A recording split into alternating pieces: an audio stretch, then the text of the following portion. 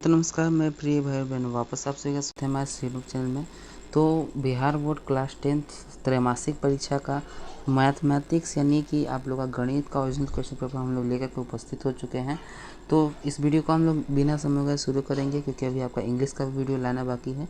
तो सबसे पहले तो आपको मालूम होना चाहिए हमारा फॉर्मेट की ऑब्जेक्टिव का हमारा जो रहता है उसको हम लोग व्हाट्सएप चैनल पे और टेलीग्राम चैनल पे अपलोड कर देते हैं, तथा इसका जो सब्जेक्टिव का पूरा PDF होता है इसको भी हम वहीं पे अपलोड कर देंगे, जिसका लिंक आपको डिस्क्रिप्शन बॉक्स में मिल जाएगा।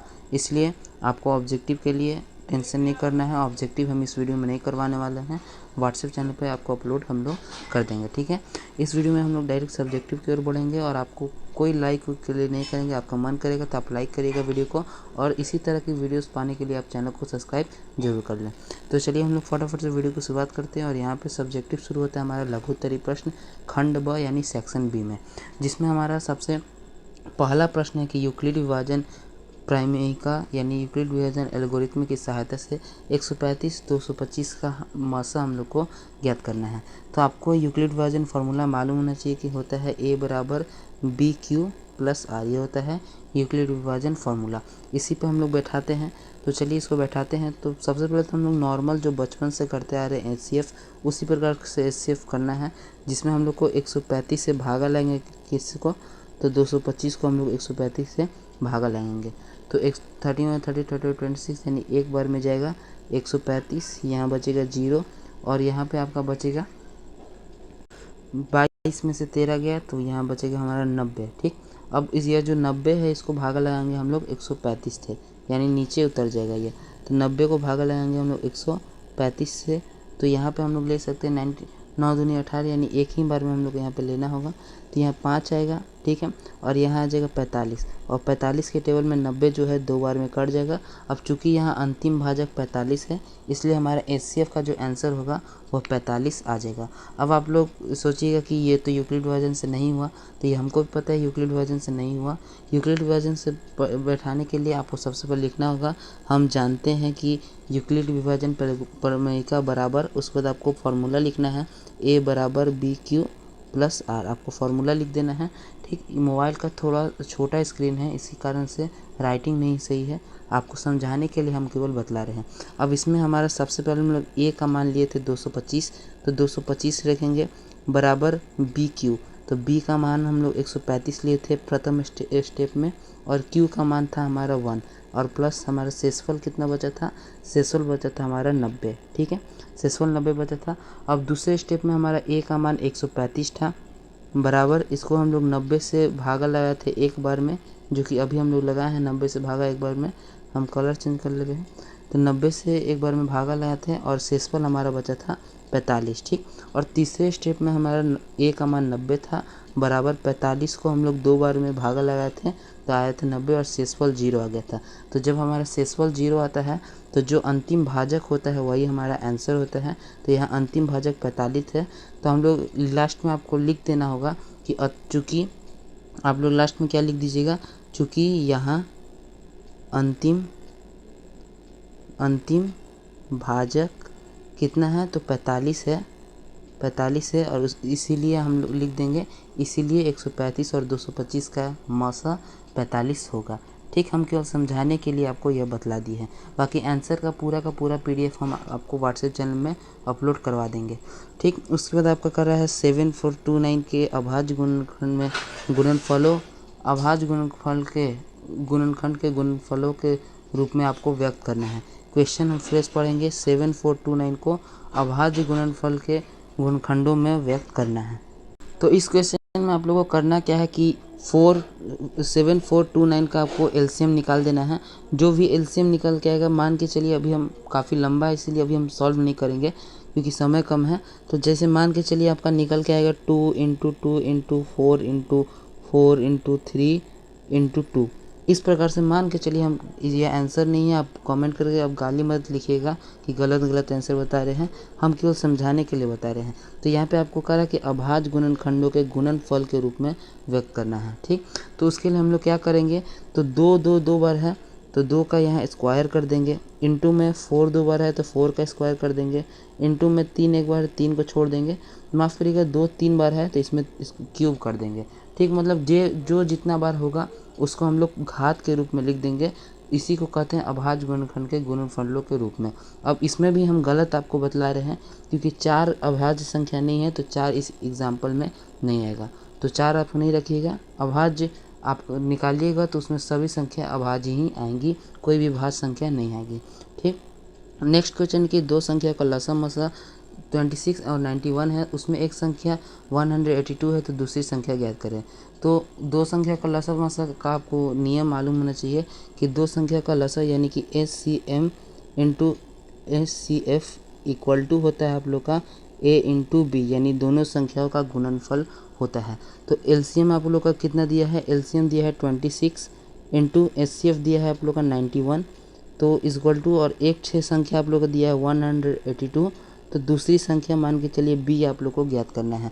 तो अब दूसरी संख्या हम लोग को यहाँ पे क्या करना है, ज्ञात करना है। तो अब हम लोग यहाँ पे देखेंगे तो ये जो 91 है, 91 182 से कट जाएगा 2 बार में। ठीक, अब 2 इधर है तो इधर आएगा तो भागा में जाएगा, मतलब इधर गुना में है 2 तो इधर आएगा तो भागा में जाएगा।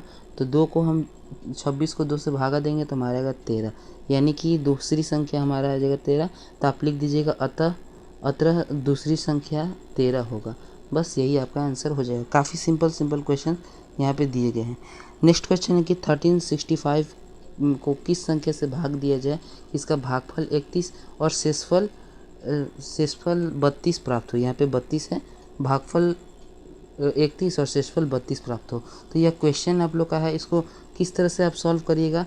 तो यह फॉर्मूला आप मान के चलिए एक तरह से यूक्लिड विभाजन एल्गोरिथम वाला है, जिसमें हमारा A बराबर BQ प्लस R, यह फॉर्मूला था हमारा, जिसमें हमारा A का मान दिया है 1365 यानी 1365 A का मान दिया है। ठीक, 1365 बराबर B का हम लोग को ज्ञात करना है, क्योंकि किसी संख्या से किस संख्या से भाग दिया जाए पूछ रहा है, तो B का मान ज्ञात करना है। तो B को हम लोग छोड़ देंगे, गुने Q का मान यानी भागफल का मान 31 दिया गया है, और यहाँ पे प्लस में हमारा रिमाइंडर यानी शेषफल का मान 32 दिया है। ठीक है, अब हम करेंगे क्या, तो या तो हम पहले 31 से इसको भाग दे सकते हैं, और या फिर हम पहले 32 को इसमें माइनस कर सकते हैं। तो हम लोग करते क्या है, पहले हम लोग ये जो 32 है इसको इसमें माइनस कर देंगे। तो 1365 में यदि हम 32 को माइनस करेंगे तो हमारा आएगा 13 और 65, इसमें 3 गया 3 और 3, 13 3 3 आएगा हमारा, और इक्वल टू B इंटू 31। अब 31 को भागा देंगे हम लोग 1333 में। ठीक, तो 31 को 1333 में हम लोग को भाग देना है, 31 को भाग देना है 1333 में हम लोग को भाग देना है। ठीक, तो 3 बार में तो नहीं जाएगा, 4 बार में हम लोग ले जाते हैं, 4 के बार में 4 4 3 12। ठीक, तो 13 में से ये इधर बचेगा 6 3 9 93, तो 31 के टेबल में 93 3 बार में आएगा, यानी 42 आ गया आप लोग का। तो हम लोग लिख देंगे 42 आंसर आया, तो हम लोग लिख देंगे कि हम 42 से भाग देंगे इसको 1365 को, माफ़ करिएगा 42 नहीं 43 से हम लोग 1365 को भाग देंगे तो हमारा भागफल 31 आएगा और शेषफल 32 प्राप्त होगा। इस तरह से इस क्वेश्चन को हम लोग को सॉल्यूशन करना है। अब नेक्स्ट क्वेश्चन की ओर हम बढ़ते हैं। नेक्स्ट क्वेश्चन है कि सबसे बड़ी संख्या ज्ञात करिए जिससे 245 तथा 1037 को भाग देने पर प्रत्येक स्थिति में शेषफल, माफ़ करिएगा आगे का क्वेश्चन यहाँ पे काट दिया गया है, PDF में पूरी तरह फिट नहीं हुआ। तो हम नेक्स्ट क्वेश्चन को सॉल्व कर देते हैं। नेक्स्ट क्वेश्चन हमारा है कि x² प्लस x माइनस 6 के शून्य ज्ञात करें। इसके शून्य का हम लोग को ज्ञात करना है। तो काफ़ी सिंपल है, हम नॉर्मल वाले विधि को ही प्रयोग करेंगे, जिसमें हम लोग बीच वाले को 2 भाग में बांट देते हैं। ठीक, तो इसमें हम लोग करेंगे क्या कि x² और यहाँ 6 को हम लोग भागा देंगे तो 2 और 3 आएगा, तो लिखेंगे प्लस 2x और प्लस 3, माफ़ करिएगा प्लस 2x, और यहाँ पे हमें किसी एक को माइनस लेना होगा, तो छोटे वाले को माइनस ले लेते हैं। तो x² 2x plus 3x minus 6। अब यहाँ पे प्लस माइनस माइनस हो जाएगा तो x भी आ जाएगा, और क्योंकि प्लस का चिन्ह बड़ा है इसलिए यहाँ प्लस मौजूद रहेगा। ठीक है, तो अब कॉमन हम लोग दोनों में से ले लेंगे। तो इसमें हम पहला वाला में x कॉमन लेंगे तो बचेगा x माइनस 2, और दूसरा वाला में हम लोग 3 कॉमन लेंगे तो हमारा बचेगा x माइनस टू, यानी minus two minus x minus two common हो गया, तो x का मान आ गया 2 और एक x का मान हो गया -3। ठीक, तो इसका शून्यक पूछ रहा है तो शून्यक होगा इसका 2 -3। आप सिंपल तरह से इसको बना सकते हैं। नेक्स्ट क्वेश्चन की ओर हम बढ़ेंगे कि यदि बहुपद P x 3x³ - 5x² - 11x - 3 तो p -1 का मान ज्ञात करें। तो यहाँ पे बहुत ही आसान, इस टाइप का क्वेश्चन काफ़ी आसान होता है। इसमें केवल x का वैल्यू -1 हम लोग को रख देना रहता है, तो हम लोग आसानी से रख देते हैं। तो सबसे पहले 3 इंटू एक्स का वैल्यू रखना है -1, तो -1 का यहाँ क्यूब करेंगे तो -1 का क्यूब होगा -1 ही। ठीक, फिर लिखेंगे -5 इंटू, अब -1 का यहाँ स्क्वायर करना है तो -1 का स्क्वायर केवल 1 आता है, यानी प्लस में 1 आता है। ठीक, माइनस, फिर हमारा माइनस है 11 इंटू, फिर एक्स का मान -1 रख देंगे और -3 है। ठीक है, अब उसके बाद 3 से -1 को हम लोग गुना करेंगे तो बचेगा -3। ठीक, और 5 में 1 को गुना करेंगे तो बचेगा -5। फिर उसके बाद यहाँ माइनस माइनस प्लस हो जाएगा, यानी +11 और -3। ठीक है, अब -5 और -3 को हम लोग जब करेंगे तो माइनस माइनस प्लस हो जाएगा, माइनस में यहाँ 8 आ जाएगा। ठीक, और यहाँ पे हम लोग बात करें प्लस, यहाँ पे हम लोग बात करें 11 में से 3 जाएगा, तो 11 में से 3 जाएगा तो यहाँ भी 8 आ जाएगा, तो -8 + 8 0 हो जाएगा। तो इसका जो आंसर निकल के आ रहा है, वैल्यू निकल के आ रहा है = 0 आ रहा है। ठीक है, नेक्स्ट क्वेश्चन की ओर हम लोग बढ़ते हैं। नेक्स्ट क्वेश्चन है कि रैखिक युग्म x + y = 14 और x - y = 4 को प्रतिस्थापन विधि से हल करें। तो प्रतिस्थापन विधि तो सबसे आसान विधि है। चलिए इसको हम लोग क्वेश्चन को हल करते हैं। तो पहले इसमें से हम लोग को x का एक समीकरण प्राप्त करना होगा, तो हम लोग ले लेंगे x = 14 - y। अब x का वैल्यू हम लोग इस समीकरण 2 में रख देंगे, तो x का वैल्यू है 14 - y, 14 - y = 4। ठीक है, अब यहाँ पे इस 14 को हम लोग उधर भेज देंगे, तो यहाँ बचेगा -y और -y, तो माइनस माइनस प्लस हो जाएगा, तो -2y = 4 में से -14 करेंगे तो हमारा आएगा -10। तो यह माइनस माइनस कट गया और 2 में से 10 गया 5, तो y का मान आ गया 5। अब y का मान जब 5 आ गया तो हमारा x का मान 14 - 5 कर देना है हम लोग को। 14 - 5 करेंगे तो x का मान आ जाएगा हमारा, x का मान आ जाएगा 9। ठीक है, x का मान हो जाएगा 9 और y का मान हो जाएगा 5। अब इसको हम लोग प्रूव कैसे करेंगे, मतलब हम कंफर्म कैसे होंगे, तो x का मान 9 रखेंगे प्लस y का मान 5 रखेंगे बराबर 14 आएगा, और यहाँ पे भी हम देखेंगे तो 14 आ रहा है। वरना इसके अलावा दूसरे समीकरण में हम देखेंगे 9 में से 5 घटाएंगे तो 4 आएगा, यहाँ भी 9 में से x में से y घटाने पर 4 आ रहा है, यानी कि हमारा आंसर पूरी तरह से सही है। नेक्स्ट क्वेश्चन की हम बढ़ेंगे। नेक्स्ट क्वेश्चन 9वां नंबर है कि tan θ = 24/7, तो सेक थीटा तथा कॉसेक थीटा का मान ज्ञात करें। तो हमको नहीं लग रहा है कि आपको त्रिकोणमिति का ये सब क्वेश्चन बताना पड़ेगा, क्योंकि काफ़ी ही ये सब जो क्वेश्चन है ये सिंपल क्वेश्चंस हैं। ठीक, तो इस क्वेश्चन को हम लोग स्किप करते हैं। त्रिकोणमिति का क्वेश्चन को हम लोग स्किप करेंगे। अब आप सोचिएगा कि हमको नहीं आ रहा है, तो ऐसी बात नहीं है, हमको सब आ रहा है, लेकिन समय कम है, इसलिए हम केवल वैसे ही क्वेश्चन को बता रहे हैं जो आपको थोड़ा टफ लगे, मतलब थोड़ा मोड़ा टॉपिक बदला दे। क्योंकि त्रिकोणमिति में यदि आप फार्मूला याद कर लेते हैं तो सब क्वेश्चन आपका आसान हो जाता है। ठीक है, तो नेक्स्ट क्वेश्चन की हम बढ़ेंगे। क्वेश्चन नंबर 11 कि यदि समकोण त्रिभुज में कोण ABC 90 डिग्री का है, तो साइन कोण BAC और साइन कोण ACB का मान ज्ञात। ठीक है, उसके बाद नेक्स्ट क्वेश्चन की हम बढ़ेंगे। नेक्स्ट क्वेश्चन है कि 13 नंबर के मूल बिंदु से दूरी इसका के बीच की दूरी ज्ञात करें। मूल बिंदु से इनकी दूरी हम लोग को ज्ञात करना है। तो मूल बिंदु से दूरी आप लोग को मालूम होगा, फॉर्मूला काफ़ी सिंपल है, √ में x² होता है और यहाँ पे +² x² + y² होता है। तो चलिए इसी फॉर्मूला को हम लोग इसमें लगा देते हैं। तो √ में हम लोग को क्या लगाना है, √ में x² + y²। तो √ में x² यानी 7 का स्क्वायर करेंगे तो 49 आएगा, और प्लस में यदि हम 24 का स्क्वायर करेंगे। अब आप सोचिएगा कि माइनस को हम क्यों वैल्यू नहीं दे रहे हैं, तो स्क्वायर करने पर जो माइनस है वह हट जाता है, इसलिए हम लोग को माइनस को यहाँ वैल्यू देने का आवश्यकता नहीं है। ठीक है, तो नेक्स्ट हमारा 24 का हम लोग स्क्वायर करेंगे तो हमारा आएगा 76। अब ये दोनों को जोड़ेंगे तो 9 × 15 का 5 हासिल है 7 × 11 1 12 का 2 हासिल है 5 से 625। तो 625 का वर्गमूल आएगा आपका 25, यानी इसका जो आंसर हो जाएगा हमारा 25 यानी 25 आंसर हो जाएगा। नेक्स्ट क्वेश्चन की हम बढ़ेंगे क्वेश्चन नंबर 14 कि यदि दो त्रिभुज समरूप हो तो उनके संगत कोण एवं संगत भुजाओं में क्या संबंध है। तो संगत कोण एवं संगत भुजा में क्या संबंध है।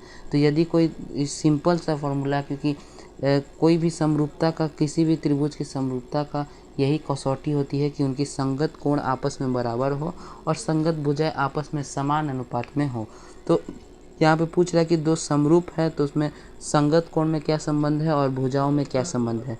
तो यदि कोई दो त्रिभुज समरूप है, यानी मान के चलिए हमारे ये त्रिभुज ABC समरूप है त्रिभुज PQR के, तो इसमें पूछ रहा है कि इसमें दो संगत कोण में क्या संबंध है और संगत भुजा में क्या संबंध है।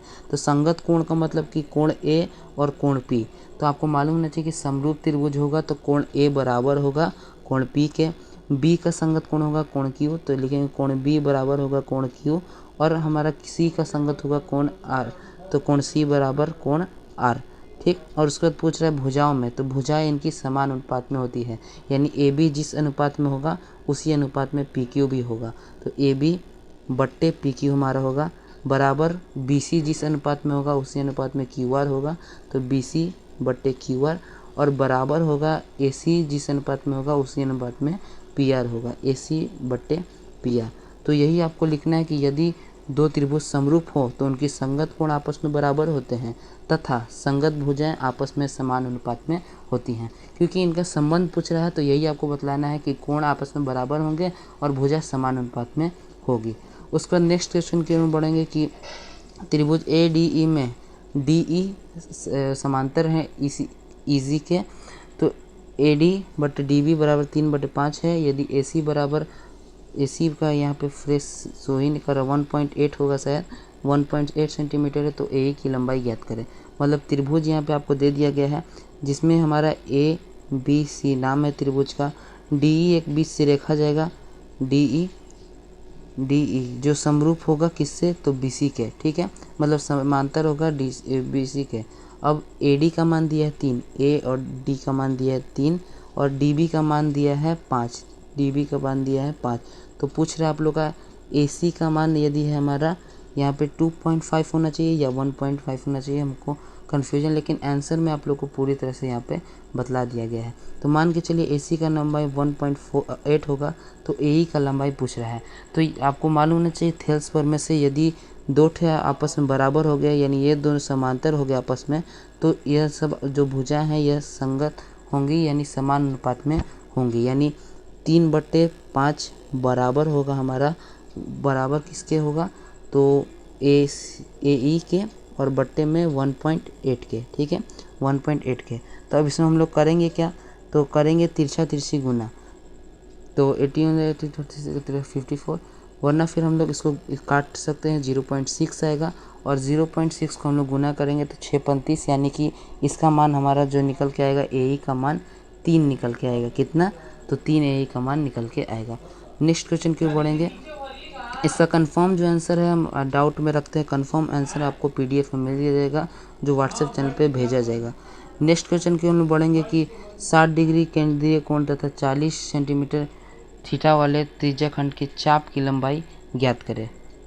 तो चाप की लंबाई का फॉर्मूला आपको मालूम होना चाहिए कि थीटा हमारा होता है थीटा 360 2πr। ठीक है, चाप की लंबाई का फॉर्मूला क्या होता है, थीटा 360 2πr। तो यहाँ पे हमारा सारा चीज़ यहाँ पे है, इसी को बनाते हैं, थीटा अपॉन 360 इंटू 2πr बराबर थीटा का मान है 60 अपॉन 360 इंटू 2 इंटू 22 का मान 22.60 और r का मान दिया है 42।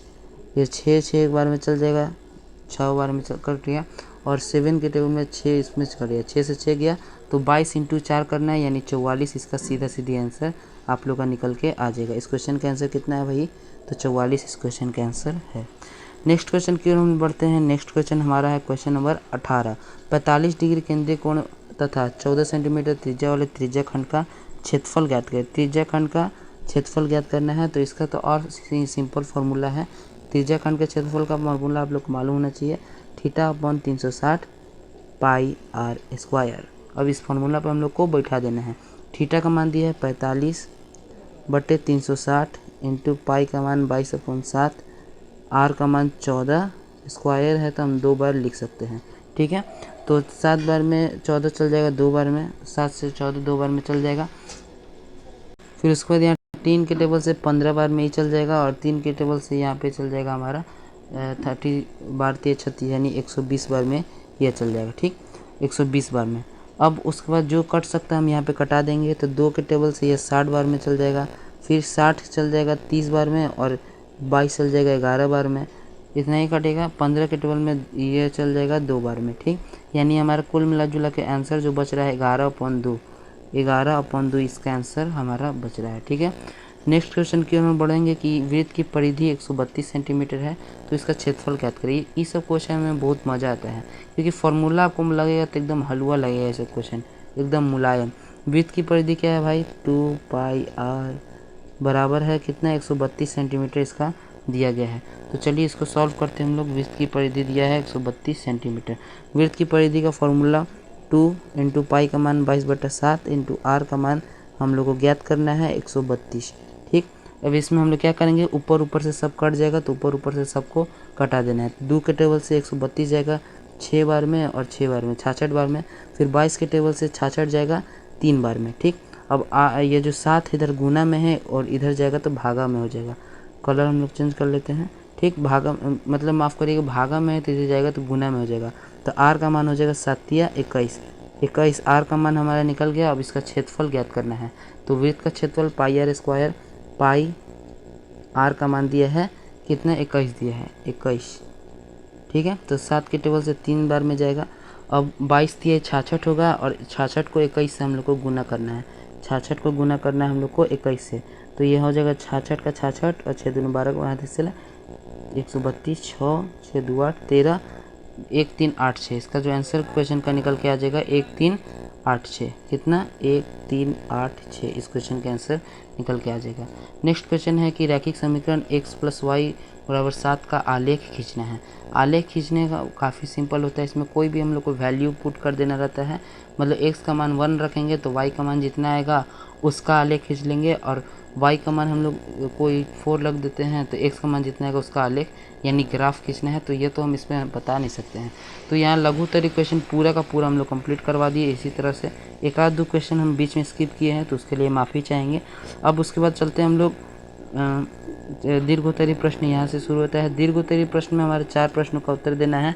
पहला कि cos थीटा के रूप को सभी त्रिकोणमितीय निष्पत्तियों में व्यक्त करें।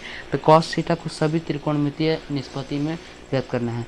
कैसे का होगा भाई ये, तो इसके लिए आपको करना क्या रहता है कि खाली cos हम लोग का मान आना चाहिए, ऐसा हम लोग को बना रहता है। जिससे साइन और cos में क्या संबंध है, साइन और cos में, तो इसका संबंध है कि sin square theta plus cos square theta = 1 होता है। ठीक, तो हमको केवल साइन का जो मान है इसको cos के पद में लाना है। तो उसके हम लोग करेंगे क्या, cos स्क्वायर को एक साथ छोड़ देंगे, और इधर जाएगा 1 - sin स्क्वायर, 1 - sin स्क्वायर। ठीक, अब ये जो स्क्वायर है इसको हम लोग भेज देंगे इधर रूट में, तो केवल और केवल cos का मान निकल के आ जाएगा। केवल cos का मान क्या निकलेगा, केवल cos का मान निकलेगा थीटा के अंदर 1 - sin स्क्वायर। इसी प्रकार से आपको हर एक निष्पत्तियों से यानी sin cos tan cosec से cos सभी से आप लोग को इसमें से निकलवाना है। तो इसको हम लोग PDF में डाल दिए हैं। लंबा है थोड़ा सा, इसलिए अभी हम बना नहीं रहे हैं। फिर थेल्स पर में को लिखे एवं सिद्ध करें। ये सब क्वेश्चन आपको रटना ही पड़ेगा, मतलब एक दिमाग में बैठाना ही पड़ेगा। थेल्स पर में, पाइथागोरस पर में, ये सब आप नहीं याद रखिएगा तो एग्ज़ाम में आप लोग मार खा जाइएगा। तो थेल्स पर में काफ़ी इंपॉर्टेंट टॉपिक है। इसमें आपको पहले त्रिभुज बनाना रहेगा। उसमें इसका नाम दे दीजिएगा ABC, इसके बीच से एक रेखा गुजारी का मान दे दीजिएगा D और E। इसमें जो समांतर होगा DE समांतर होगा BC के। इसका फिगर हम लोग बता देते हैं। इसमें आपको एक रचना करना रहता है। रचना के लिए हम अलग कलर का उपयोग करेंगे। रचना करने में आपको करना क्या रहता है कि D से AE पर लंब डालेंगे आप लोग, इसका नाम दे दीजिएगा F, और E से आप लोग AD पे लंब डालिएगा और इसका नाम दे दीजिएगा G। उसके बाद B को E से मिला देना है आप लोग को, और D को C से मिला देना है। ठीक, इसी प्रकार से इसका जो फिगर होता है हम PDF में इसका भी आंसर दे देंगे। ठीक है। नेक्स्ट क्वेश्चन की हम लोग बात करेंगे। नेक्स्ट क्वेश्चन है क्वेश्चन नंबर 23।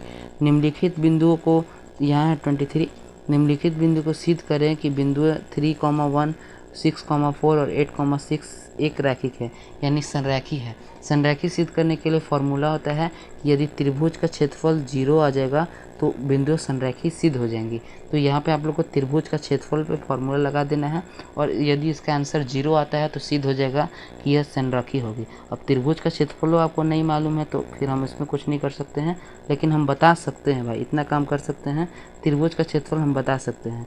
क्या होता है भाई, तो x × 23 यानी y2 - y3 प्लस x2 31 यानी y3 - y1 और प्लस में x3 का मान 12 यानी y1 - y2। अब इसमें बहुत लोगों को नहीं समझ में आएगा तो हम एक्सप्लेन से बता देने भाई साहब कि यहाँ पे लिखा गया है 1/2 ब्रैकेट में है x1 और x1 इंटू x1 के बाद हमारा ब्रैकेट में है y2 - y3 प्लस x2 का मान है y3 - y1 और प्लस में x3 ब्रैकेट के अंदर y1 - y2 ये फार्मूला है।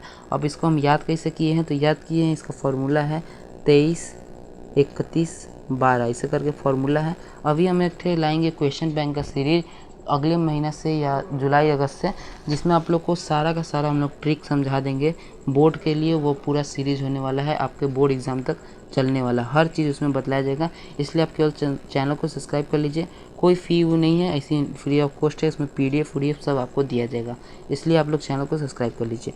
तो इसी प्रकार से आप लोग को यह जो क्वेश्चन है 23 नंबर सिद्ध करना है। यदि त्रिभुज का क्षेत्रफल बैठा दीजिएगा, ठीक, त्रिभुज का क्षेत्रफल बैठाने के बाद यदि आंसर 0 आएगा तो सिद्ध हो जाएगा कि बिंदु जो हैं वो संरेखी हैं। आगे चौथा नंबर क्वेश्चन के निम्नलिखित समीकरण को सिद्ध प्रतिस्थापन विधि से सिद्ध करना है। तो कोई बड़ा बात नहीं है इसको सिद्ध करने में, प्रतिस्थापन विधि से आपको लगा देना है और सिद्ध कर देना है। इसमें आपको लोग पहले करिएगा क्या, तो पहले आप लोग कर सकते हैं कि 1/x को a मान लीजिएगा और 1/y को b मान लीजिएगा, ठीक। उसके बाद जो हमारा समीकरण बनेगा वो हो जाएगा 2a + 3b = 13। अब पढ़े होंगे आप तो आसानी से समझ में आ जाएगा, हम इतना हिंट दे दिए तो, वरना नहीं पढ़े होंगे तो आपके लिए नोट्स हम लोग बना दिए हैं, व्हाट्सएप चैनल में मिल जाएगा नोट्स आपको। फिर उसको सिद्ध करें कि बिंदु यहाँ कट गया है, बिंदु माइनस है और √1 एक समबाहु त्रिभुज के शीर्ष हैं। तो हम पहले ही इतना क्वेश्चन बता दिए कि ये बनाना जरूरी नहीं है। बाकी इसको बनाना चाहते हैं आपको तो इसका दूरी ज्ञात कीजिएगा, इसका दूरी ज्ञात कीजिएगा और इसका दूरी ज्ञात कीजिएगा। काची से, तो दूरी सूत्र से। दूरी सूत्र तो मालूम होगा, √ में x2 - x1 का होल स्क्वायर प्लस √ में अंडर ब्रैकेट y2 - y1 का होल स्क्वायर। तो इसमें हम लोग को दूरी सूत्र निकालना रहता है इन दोनों का, इन दोनों का, इन दोनों का। यदि तीनों का दूरी सूत्र बराबर होगा यानी तीनों का दूरी बराबर होगा तो वह समबाहु त्रिभुज होगा, क्योंकि समबाहु त्रिभुज का मतलब त्रिभुज की तीनों भुजाएं आपस में बराबर होती हैं। तो यदि यह तीनों बराबर होगा तो समबाहु त्रिभुज हो जाएगा, सिद्ध हो जाएगा, ठीक। 26 क्वेश्चन है कि बहुपद 6² - 7x - 3 के शून्य को ज्ञात करें तथा शून्य के एवं गुणांकों के बीच संबंध स्थापित करें। तो पहले तो आपको इसका शून्य ज्ञात कर लेना है। उसको शून्य ज्ञात करने के बाद अल्फ़ा + बीटा = -b/a जो फार्मूला है, और उसके बाद अल्फ़ा × बीटा = c/a, इन दोनों फार्मूला पर बैठा देना है। अगर इन दोनों फार्मूला पे बैठ जाएगा तो आपका आंसर सही आ जाएगा। इसी को आप लोगों को केवल दर्शा देना है कि आंसर आप लोग का सही आ रहा है कि नहीं आ रहा है। तो बाकी इसको सिद्ध कैसे करेंगे, शून्य कैसे ज्ञात करेंगे। शून्य ज्ञात करने के लिए 6² - 6 × 18 यानी यहाँ पे हो जाएगा हमारा 9x और यहाँ पे प्लस हो जाएगा 2x - 3, ठीक। अब इसमें कॉमन ले लेंगे तो यहाँ कॉमन निकलेगा हमारा 3 और x, 3x कॉमन निकलेंगे तो बचेगा 2x - 3 प्लस यहाँ पे हमारा कॉमन 1 निकलेगा तो यहाँ भी बचेगा 2x - 3। तो जब आप इसको सॉल्व करिएगा तो 2x - 3 कॉमन निकलेगा तो x का मान आ जाएगा 3/2 और फिर इधर x का मान आ जाएगा -1/3। तो हम आंसर तो ऐसे ही आपको बतला दिए। आंसर क्या है, 3/2 और -1/3, 3/2 और -1/3 यानी अल्फ़ा + बीटा सिद्ध करके इसको हम लोग बैठा दीजिएगा। आप लोग उतना तो कर सकते हैं भाई, इतना विश्वास है आप लोग को।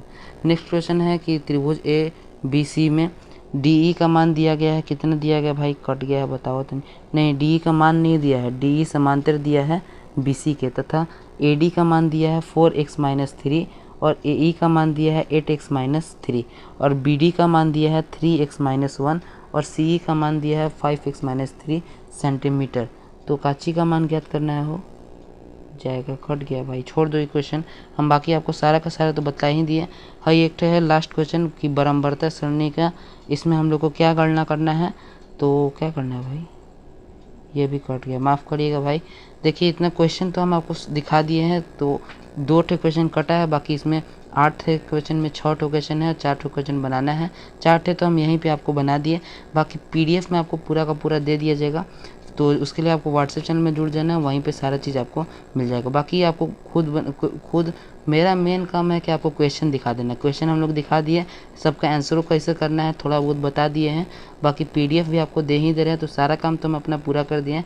आप लोग का बस 2 गो काम है, पहला तो काम है कि इसको समझ लीजिएगा ढंग से, एग्जाम में लिख दीजिएगा, और दूसरा काम है आप लोग को चैनल को सब्सक्राइब कर लेना है। भैया बहुत मेहनत लगता है वीडियो बनाने में, चैनल को सब्सक्राइब कर लीजिए, कोई पैसा आप लोग का नहीं लेंगे, हम 1 रुपया नहीं लेंगे, खाली बटन पे आपको सब्सक्राइब वाला बटन पे क्लिक कर देना है, ठीक है। तो चलिए मिलते हैं नेक्स्ट वीडियो में, तब तक के लिए जय हिंद।